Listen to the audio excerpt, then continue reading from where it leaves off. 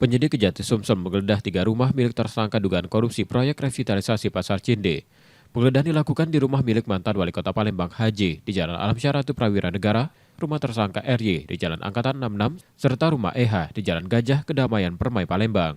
Dari rumah RY, penyidik menyita sejumlah berkas dan 1 unit mobil yang diduga berkaitan dengan perkara. Dari hasil penggeledahan pada 3 lokasi tersebut, kemudian dilakukan penyitaan terhadap sejumlah data yaitu berupa dokumen maupun surat, serta 1 unit mobil Pajero warna putih yang dianggap perlu dan berkaitan dengan perkara dugaan tindak pidana korupsi perkara Pasar Cinde.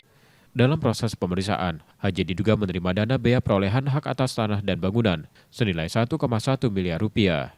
Yudi Kiswanto, Kompas TV, Palembang, Sumatera Selatan.